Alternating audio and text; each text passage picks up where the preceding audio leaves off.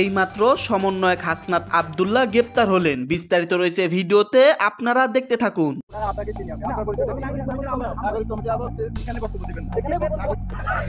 কারোর অপরাধে গ্রেপ্তার হতে চলেছে সমন্বয়ক হাসনাত আব্দুল্লাহ।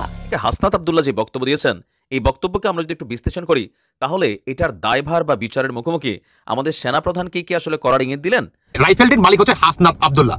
অন্যদিকে পুলিশ প্রশাসন তারা বলতেছে যে আমরা আরো সঠিকভাবে তদন্ত করে এবং হাসনাত আব্দুল্লাহকে জিজ্ঞাসাবাদ করে এবং গ্রেফতার করে আমরা আইনের আওতায় এনে তাকে জিজ্ঞাসাবাদ করবো যে এই 7.62 যে রাইফেলটি এটি আপনি কোথায় পেলেন। দর্শক, এই মাত্র পাওয়া গরম খবর, বৈষম্য বিরোধী ছাত্র আন্দোলনের প্রধান একজন সমন্বয়ক হাসনাত আব্দুল্লাহ তিনি গ্রেপ্তার হয়েছেন। কারণ তার কাছে একটা অস্ত্র পাওয়া গেছে, তিনি একটা রাইফেলের মালিক, এমনই আইন শৃঙ্খলা বাহিনী তদন্ত করে বের করেছে। সেই সাথে বাংলাদেশ সেনাপ্রধান জেনারেল ওয়াকারুজ্জামানকে কঠিন হুমকি দিয়েছেন সমন্বয়ক হাসনাত আব্দুল্লাহ। সেনানিবাসে যেই 600 কত জানি লোক ছিল তাকে নাকি পাচার করে দিয়েছেন সেনাপ্রধান, এমনই দাবি তুলেছেন সমন্বয়ক হাসনাত আব্দুল্লাহ। দর্শক শ্রোতা, এই সমন্বয়ক হাসনাত আব্দুল্লাহ যে কোনো সময় গ্রেপ্তার হবেন, তার বিরুদ্ধে আইন শৃঙ্খলা বাহিনী গোয়েন্দা সংস্থা তদন্ত করা শুরু করেছে। এই অস্ত্র তার কাছে কোথা থেকে আসলো? যাই হোক, আজকের এই ভিডিওটি দেখলে আপনারা বিস্তারিত বুঝতে পারবেন। তো বেশি কথা না বাড়িয়ে আমরা ভিডিও ক্লিপে চলে যাই, আপনারা মনোযোগ সহকারে ভিডিওটি দেখতে থাকুন।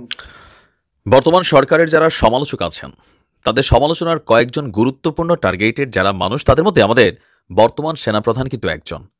অনলাইন যারা কিং আছেন, এর পাশাপাশি বাংলাদেশের রাজনীতিতে এই মুহূর্তে যারা নতুন একটা ডাইমেনশন আনতে যাচ্ছে, মানে বৈষম্য বিরোধী ছাত্র আন্দোলনের সমন্বয়কদের মধ্যেও কিন্তু এই বিষয়গুলো আলোচনা সমালোচনার মধ্যে জায়গা পাচ্ছে। 5ই আগস্ট বাংলাদেশ সরকারের পতনের পর, মানে আওয়ামী লীগ সরকারের পতনের পর, বাংলাদেশের অনেক মানুষ যারা আওয়ামী লীগ সরকারকে প্রত্যক্ষ পরোক্ষভাবে এই ক্ষমতায় কি বলা হয় যে ধরেন ভোটারবিহীন একটা সরকার ব্যবস্থা সিস্টেম চালু রাখার জন্য বা বিভিন্ন মানুষকে গুম খুন হত্যা এই সকল ঘটনায় অথবা বড় ধরনের লুটপাটের ঘটনায় জড়িত ছিল, তারা কিন্তু সবাই বাংলাদেশ ছেড়ে যেতে পারেনি। তো পরবর্তী সময় আমরা তৎকালীন প্রেক্ষাপটে হঠাৎ করে শুনলাম যে আমাদের সেনাপ্রধান একটা বক্তব্য দিয়েছিলেন যে সেনাবাহিনীর হেফাজতে বিভিন্ন ক্যান্টনমেন্টে 600-র উপরে গুরুত্বপূর্ণ ব্যক্তিরা আশ্রয় নিয়েছেন। এখন ওই মানুষগুলো আসলে কোথায়? গতকালকে বিশ্ব মানবাধিকার দিবসে মায়ের ডাকের ব্যানারে একটা প্রোগ্রাম হয়েছিল, সেখান থেকে হাসনাত আব্দুল্লাহ যে বক্তব্য দিয়েছেন, এই বক্তব্যকে আমরা যদি একটু বিশ্লেষণ করি, তাহলে এটার দায়ভার বা বিচারের মুখোমুখি আমাদের সেনাপ্রধানকে কি আসলে করার ইঙ্গিত দিলেন, নাকি আসলে কাকে বুঝালেন, বিষয়টা কিন্তু ক্লিয়ার না। তবে প্রশ্নটা আসছে ভিন্ন রকমভাবে। হাসনাত আব্দুল্লাহ বলছে আমাদের ক্যান্টনমেন্ট থেকে 626 জনকে বিদেশে পাচার করে দেওয়া হয়েছে। শব্দতে খেয়াল করবেন, পাচার। পাচার বলতে বোঝায় যখন কোনো জিনিসকে আমরা প্রত্যক্ষ মদত দেওয়া, এটাকে বর্ডার ক্রস করাই। তো ক্যান্টনমেন্ট থেকে 626 জনকে পাচার করা হয়েছে। বিষয়টা আমাদের সেনাবাহিনীর দিকেই ইঙ্গিতপূর্ণ একটা বক্তব্য চলে এসেছে। যাদের পাচার করে দেওয়া হয়েছে তারা ভারতে বসে বাংলাদেশ বিরোধী ষড়যন্ত্র করছে। বলা হচ্ছে যে দায়িত্বপ্রাপ্তরা এই 626 জনকে বিদেশ যেতে সহযোগিতা করেছে। আবারও খেয়াল করেন, যে দায়িত্বপ্রাপ্তরা, তো 626 জন তো ছিলেন ক্যান্টনমেন্টের মধ্যেই। এমনকি তারা যখন বাংলাদেশ ছেড়েছেন বিভিন্ন সেক্টর ব্যবহার করে যেতে হয়েছে, হতে পারে ইমিগ্রেশন, আমাদের যে বিভিন্ন সীমান্তবর্তী এরিয়া বা সেখানে থাকা বিভিন্ন আইনশৃঙ্খলা বাহিনীর যারা দায়িত্বরত আছেন, অনেকেই কিন্তু এগুলোতে কানেক্টেড ছিলেন। তো তিনি বলছেন যে দায়িত্বপ্রাপ্তরা 626 জনকে বিদেশে যেতে সহযোগিতা করেছে, তাদেরকে জবাবদিহির আওতায় আনতে হবে। তাহলে কাকে জবাবদিহির আওতায় আনবে? সেনাবাহিনীকে বা আমাদের সেনাপ্রধান সহ বাকি যারা ঊর্ধ্বতন কর্মকর্তা আছেন তাদেরকে? এর পরের লাইনে তিনি বলছেন প্রশ্ন এবং বিচারের আওতায় আনতে হবে। আন্তর্জাতিক মানবাধিকার দিবস উপলক্ষে রাজধানীর সোহরাওয়ার্দী উদ্যানে মায়ের ডাক আয়োজিত গণজমায়েত কর্মসূচিতে তিনি এই সকল কথা বলেছেন। পাশাপাশি বিভিন্ন সময় গুম খুনের শিকার ব্যক্তিদের স্বজনদের পাশাপাশি এখানে অনেক রাজনৈতিক দলের নেতাকর্মীরাও কিন্তু আপনার গতকালকে অংশগ্রহণ করেছেন। এবং তার বক্তব্যের একটা অংশ হচ্ছে যে আপনার যারা 71কে পুঁজি করে আওয়ামী লীগকরণ করেছে তাদের বিচার হতে হবে, আর যারা সাবেক প্রধানমন্ত্রী শেখ হাসিনাকেও দেশ থেকে পালিয়ে যেতে সাহায্য করেছেন তাদের খুঁজে বের করতে হবে, তাদেরও ছাড় দেওয়া হবে না। এখন আমরা যতটুকু দেখেছি যে আমাদের বাংলাদেশ সেনাবাহিনীর একটা বিশেষ ফ্লাইট ব্যবহার করে বা বিশেষ বিমান ব্যবহার করে সাবেক প্রধানমন্ত্রী শেখ হাসিনা তিনি কিন্তু বাংলাদেশ ছেড়ে পালিয়েছেন। তো তাহলে বাংলাদেশ ছেড়ে যাওয়ার বেলায় কারা সহযোগিতা করছে? আমরা যতটুকু দেখছি যে বা বিভিন্ন প্রতিবেদন থেকে শুনছি যে সেনাপ্রধান জানতো বা বার্তা চলে আসছিল, আমাদের নৌ বিমান সেনা যারা 3 বাহিনীর প্রধান ছিলেন তাদের সাথে শেখ হাসিনার মিটিং হয়েছিল, তখন তারা বলছিল যে আপনি এই মুহূর্তে পদত্যাগ করেন। এবং কি দেশ থেকে ইস্যুটা এখানে আসছিল, কারণ যেভাবে মানুষ গণভবনের দিকে রওনা হয়েছিল, তো 5 মিনিটের সময়ের মধ্যেই তাকে আসলে বাংলাদেশ ছেড়ে পালিয়ে যেতে হয়েছে। তো এই বিষয়গুলোর জন্য আসলে প্রত্যক্ষ বা পরোক্ষভাবে আমাদের সেনাপ্রধানকেই কি আসলে ইশারা ইঙ্গিত করা হলো, অথবা এখানে আর কে কে আছে? শেখ হাসিনার দেশ ছেড়ে পালানোর ব্যাপারে যারা সহযোগিতা করছে তাদেরও বিচার করতে হবে, 626 জনকে যারা পাচার করছে তাদেরও বিচার করতে হবে। সো এখানে ঘুরে ফিরে কিন্তু আমাদের সেনাবাহিনী বা সেনাপ্রধানের যেই জায়গাটা সেটাই কিন্তু বারবার আসছে, বা তিনিও কথাগুলো বলেছিলেন যে ওই মুহূর্তে কেন আশ্রয় দিয়েছিলেন। সেনাপ্রধান কিন্তু বলছেন যেভাবে মব জাস্টিস শুরু হয়েছিল, বিভিন্ন মানুষকে যেভাবে হত্যা করা শুরু হয়েছিল, তো সেই ক্ষেত্রে তাদের প্রাণ বাঁচানোর জন্যই তারা বিভিন্ন জায়গায় আশ্রয় নিয়েছিলেন। আরেকজন আশ্রয় নেওয়া মানুষকে সেনাবাহিনী কখনোই মব জাস্টিসের হাতে তুলে দিবেন না, এটাই স্বাভাবিক। আসলে সব কিছু মিলিয়ে একটু তো পেচকি কেমন জানি ফিল হচ্ছে যে আসলে বাংলাদেশে আমাদের এখনও কতটা স্থিতিশীল আছে। দেখা যাক, এটা নিয়ে নিশ্চয়ই সেনাবাহিনী বা যারা দায়িত্বশীল আছেন তারা কেউ না কেউ ব্রিফ করবেন বিষয়গুলো। আসসালামু আলাইকুম ওয়া রাহমাতুল্লাহি ওয়া বারাকাতুহু। যে যেখান থেকে এই ভিডিওটি দেখতেছেন সবাইকে জানাই মনের অন্তঃস্থল থেকে ভালোবাসা ও অভিনন্দন। দর্শক বন্ধুরা, এই ঘটনাটি যখন নাকি আমি শুনি কিংবা আমার কাছে এই ইনফরমেশনটি আসে, বিশ্বাস করবেন কিনা জানি না, মানুষ মানে 10 তালা কিংবা 5 তালা থেকে যদি পড়ে যায় মানে কেমন একটা অনুভূতি হয়, কিংবা হঠাৎ করে যদি আপনি দেখেন যে আপনি ঘুমের তালে পাহাড় থেকে পড়ে যাচ্ছেন, তাহলে আপনার অনুভূতিটা ঠিক কেমন হবে। এর থেকেও ভয়ঙ্কর একটা মনে করেন ফিলিংস আমার ভিতরে কাজ করতেছে বর্তমান। সেটি হচ্ছে আপনার বৈষম্য বিরোধী ছাত্র আন্দোলনকারী হাসনাত আব্দুল্লাহ, তিনি বা তার নামে 7.62 একটি রাইফেল মানে স্নাইপার তার নামে আপনার পাওয়া যায়। সেটি হচ্ছে আপনার সিলেটের সুনামগঞ্জে থানায়, যে আপনার এটা আর কি সিলেটের সুনামগঞ্জে পাওয়া যায়। যখন নাকি এই রাইফেলটি পাওয়া যায় পুলিশ একটি তদন্তে নামে, যখন নাকি সঠিকভাবে সেই তদন্তটি করা হয় যে এই রাইফেলটি আসলে কাদের ছিল বা এই রাইফেলটার মেন উদ্যোক্তাকে, মেন মালিককে, কার নামে এই রাইফেলটি আসছে, যখন নাকি তদন্ত করা হয় আপনাদের চোখ কপালে উঠে যেতে পারে। কার নাম হতে পারে? সেটি হচ্ছে আপনার হাসনাত আব্দুল্লাহর নামে এই রাইফেলটি নিবন্ধন হয়। রাইফেলটির মালিক হচ্ছে হাসনাত আব্দুল্লাহ।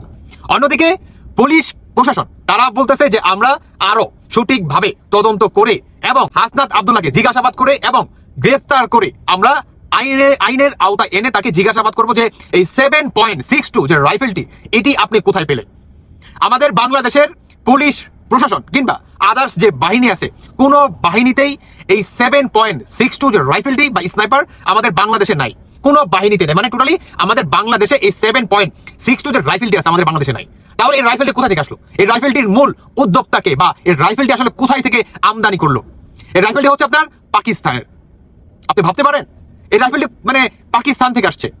কবে থেকে? যখন নাকি আপনার জবে থেকে আপনার কোঠা আন্দোলন শুরু হয়, তবে থেকে এই ধরনের রাইফেল আপনার 3 থেকে 4টা রাইফেল পাওয়া যায় সুনামগঞ্জে। বর্তমান এখন পর্যন্ত এই রাইফেলটি আছে মানে আপনার থানায় পুলিশের কাছে।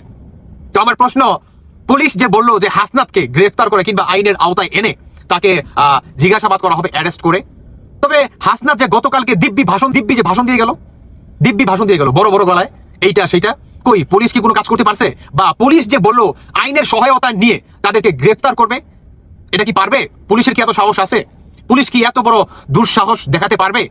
এই না, পুলিশ যদি মনে করেন অ্যারেস্ট করতে যায় কিংবা জিজ্ঞাসাবাদও যদি করতে যায়, তাহলে কি হবে জানেন? পুলিশকেই মনে করেন গায়েব করে দেবো যে পুলিশ তুমি বলে হাসিনার দালাল, হাসিনার স্বৈরাচার, এইটা সেটা মানে একটা আপনার বড় শহর একটা মনে করেন ট্যাগ লাগাই দেবো আপনার পাশার ভিতরে। সত্যি কথা। অন্যদিকে আমি যে বললাম যে আমি যে ভিডিওটি করতেছি আমি নাও থাকতে পারি, কেন বললাম? সেটি হচ্ছে আপনার তথ্য বাবা আপনার জুনায়েদ ইসলাম পলক না, যে নাকি জুনায়েদ আহমেদের পলকের ভূমিকা পালন করতেছেন নাহিদ ইসলাম, তিনি বর্তমান আপনি অবাক হয়ে যাবেন, এত বড় একটা তথ্য আমাদের বাংলাদেশের জনগণ এখন পর্যন্ত মিসিং। মানে কেউ জানেই না যে 7.62 যে রাইফেলটি, যেটি নাকি আমাদের বাংলাদেশের মানে কোনো বাহিনীর কাছেই নাই, ইভেন কি কারো কাছে নাই বলতেই চলে। এই রাইফেলটি কিভাবে এই বৈষম্য বিরোধী ছাত্র আন্দোলনকারী সমন্বয়ক হাসনাত আব্দুল্লাহর হাতে হলো, বা এর নামে এই রাইফেলটি কিভাবে নিবন্ধন হলো, কোন ওয়েতে?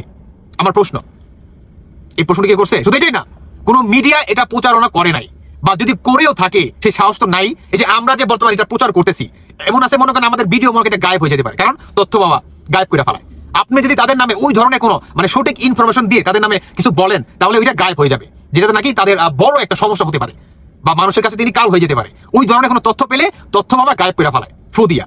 তো আমার প্রশ্ন আরেকটি, সেটি হচ্ছে মানে থেকেই যায়, মানে একটু মনে খাটকা লাগতেছে আর কি, আপনি যদি একটু প্রকাশ করি। যখন নাকি আন্দোলন শুরু হয় সাদে থেকে কিংবা অমুক টাওয়ার থেকে, সেখান থেকে শোনা যায় যে স্নাইপিং করে হত্যা করা হয়। তো ভাই, বাংলাদেশের মানুষ আমরা কিন্তু বলছিলাম যে এত হত্যা হইলো, এই যে এত বুলেট খাইলো, এগুলাকে পোস্টমর্টম করা হয়েছে, সবই ঠিক আছে, কিন্তু ইনকোয়ারি কি ভালোভাবে করছে যে এই বুলেটটা আমাদের বাংলাদেশে আছে কিনা, বা কোন রাইফেল থেকে এই বুলেটটি বের হলো? হ্যাঁ, এটা কি এখন পর্যন্ত ইনকোয়ারি করছে? আমাদের বাংলাদেশের প্রতিটি মানুষ কিন্তু আমরা বলছি যে ইনকোয়ারি করো, তদন্ত কমিশন আছে, তদন্ত করো ভালোভাবে। ইভেন কি আমেরিকা পর্যন্ত বলে যে এটাকে সঠিকভাবে তদন্ত করা হবে, যে এতগুলা যে বুলেট ছড়া হলো এগুলো কোথায় থেকে আসলো। এই সমন্বয়কারীরা কিংবা উপদেষ্টারা এখন পর্যন্ত এটাকে সঠিক তদন্তের মাধ্যমে আনতেই পারেনি, কারণ আনে নাই, মানে পারে না এটা ভুল কথা, কারণ তারা চাইলেই পারতো কিন্তু আনে নাই। রিজন কি? আনলেই তারা ধরা খেয়ে যাবে। ওই যে 7.62 যে রাইফেলটি, সেই রাইফেলটি নাকি আমাদের বাংলাদেশে কোনো বাহিনী ইউজ করে না, আনএভেলেবেল আমাদের বাংলাদেশে নাই। আনএভেলেবেল কি? নাই, টোটালি নাই। তাহলে ভাই আপনি ভাবতে পারেন এরা কারা? মানে আমার মনে সন্দেহ হচ্ছে যে স্নাইপিং করা হইতেছে, এটা তো প্ল্যান মোতাবেক। আমি আপনাদের কিন্তু দেখাইছি যে আবু সাইদকে তারা নিজের প্ল্যান মোতাবেক তারা হত্যা করছে। আমি কিন্তু একটা ভিডিওতে কিন্তু দেখাইছি। এখন আস্তে আস্তে সবই বের হচ্ছে। আমি জানি না তথ্য বাবা নাকি আবার ফু দিয়ে আমার এই ভিডিওটা আবার উড়াই দেয়, আমি জানি না। দর্শক বন্ধুরা, আমার মনে হলো যে এত বড় একটা বিষয় বাংলাদেশের কোনো মিডিয়া আসলে প্রচার করার প্রয়োজন মনে করতেছে না, কিংবা তারাও দালাল হয়ে গেছে। কিন্তু আমার মনে হয় যে বাংলাদেশের মানুষের এদের রূপটা কিংবা আসল চেহারাটা জানাটা অত্যন্ত প্রয়োজন। যে সিলেটের সুনামগঞ্জে এই হাসনাতের নামে মামলা হয় এবং পুলিশ নিজের মুখে বলে যে হাসনাতকে গ্রেফতার করে আমরা জিজ্ঞাসাবাদ করবো, বা এই রাইফেলটি আপনি কোথায় পেলেন, এটা তো আমাদের বাংলাদেশে কোনো বাহিনী কিংবা কোনো প্রশাসন ইউজ করে না। 7.62 এটি আপনার পাকিস্তানের পুলিশ বিশেষ কোনো প্রয়োজনে বা বিশেষ কোনো আপনার অভিযানে কিংবা গেলে তারা, মানে মিশনে গেলে তারা এটা ইউজ করে থাকে। এটা হাসনাত আব্দুল্লাহর হাতে কিভাবে এলো? আমার প্রশ্ন। পুলিশ কি আদেও হাসনাতকে গ্রেফতার করতে পারবে? দর্শক বন্ধুরা, এই বিচারের দায়ভার সম্পূর্ণ আপনাদের উপর ছাড়লাম। সম্মানিত দর্শক মন্ডলী, আপনারা বিস্তারিত ভিডিওতে দেখতে পারলেন চাঞ্চল্যকর তথ্য। সমন্বয়ক হাসনাত আব্দুল্লাহর বিরুদ্ধে আইন শৃঙ্খলা বাহিনী তদন্তে নেমেছে। এই তদন্ত শেষ হলেই আইন শৃঙ্খলা বাহিনী তাকে গ্রেপ্তার করবেন। ইতিমধ্যেই এটা প্রমাণ হয়ে গেছে সমন্বয়ক হাসনাত আব্দুল্লাহর নামে একটা অস্ত্র রয়েছে। এই অস্ত্রটা কার, এই অস্ত্রটা কোথা থেকে আসলো, আইন শৃঙ্খলা বাহিনী জিজ্ঞাসাবাদের জন্য সমন্বয়ক হাসনাত আব্দুল্লাহকে গ্রেপ্তার করবেন। সে সাথে আপনারা এটাও জানতে পারলেন সেনাপ্রধান ওয়াকারুজ্জামানকে ইঙ্গিত করে সমন্বয়ক হাসনাত আব্দুল্লাহ কিছু কথা বলেছেন। সেনাপ্রধান ওয়াকারুজ্জামান কঠিনভাবে ক্ষিপ্ত হয়েছেন, যে কোনো সময় তার বিরুদ্ধে অ্যাকশনে যাবেন। যাই হোক, আজকের এই ভিডিওতে চাঞ্চল্যকর তথ্য পেলেন। এই সম্পর্কে আপনাদের মতামত ভিডিওর কমেন্ট বক্সে অবশ্যই কিন্তু জানিয়ে দিবেন। সকলেই ভালো থাকবেন। ভিডিওর সঙ্গে সম্পূর্ণ আকারে থাকার জন্য আপনাদের সবাইকে অসংখ্য ধন্যবাদ।